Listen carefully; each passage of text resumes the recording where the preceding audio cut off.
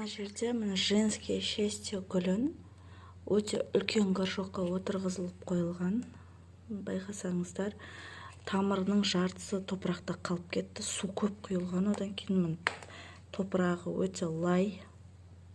Көрініп тұрса, тамырларының жартысы жұлынып, горшокта қалып кетті.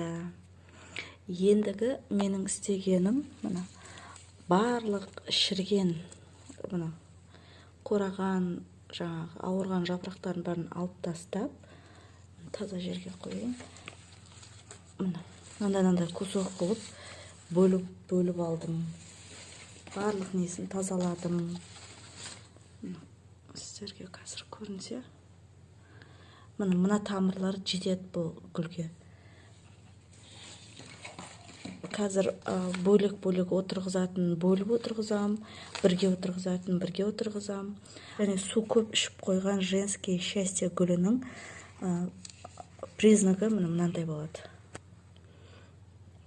Көп адам сұрап жатады ғой, жаңағыдай жапырақтары ұшы жаңағыдай қурап жатыр деп. Мына жерде көріп тұрсаңыздар, ұшы қураған және сары полоска, көріп тұрсыздар ма? Бұл суды көп ішіп қойды деген сөз. Ал егер осындай сары полоска болмай, тек қураса, онда ауада ылғалдылық жетіспейді деген сөз. Жапырақтарына су себу керек, су бүрку керек деген сөз. Осындай сары болып қураса, онда су көп беріп қойды деген признак.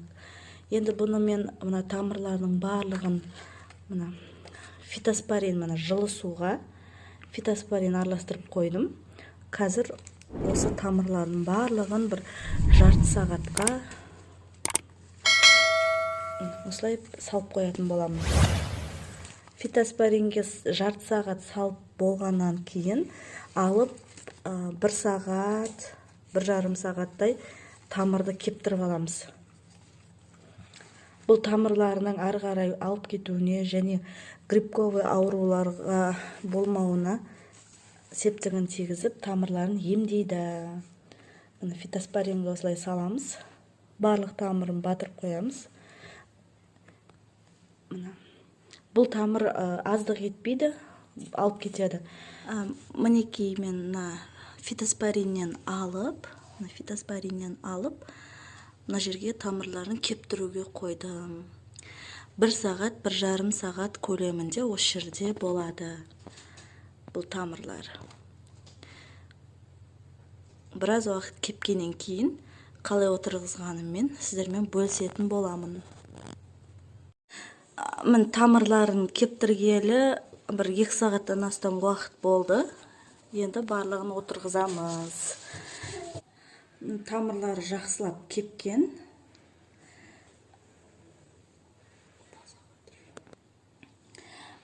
Тамырлары тек осақ тамыр қалды. Осы тамырлары өскенге дейін кішкентай горшокқа отырғызып кептір. Өте тар горшок. Топырағын жаңадан неғып жатырмын. Теравита топырағына отырғызамын. Бұның ішінде барлық қоспасы бар. Перлит, вермикулит, биогумус барлығы қосылған. Сол себепті де осы топыраққа отырғызамын. Кішкене ғана тағы да перлит қосамын.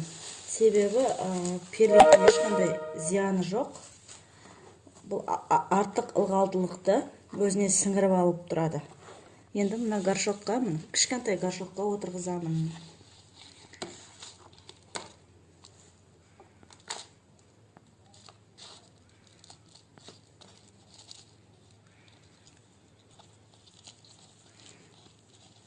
Әдейі осындай кішкентай өзіне тар болатын горшокты таңдадым.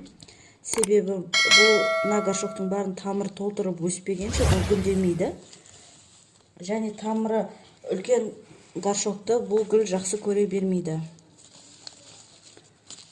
Жаңа үлкен горшокта отырғанда қандай болғанын көрдіңіздер. Сол себепті де бұл гүлді отырғызған кезде мына точка ростасын жауып қоюға болмайды, точка ростасын. Себебі бұл жерден жапырақ шықпай қалады. Белгілі бір жерге дейін ғана осылай отырғызамыз.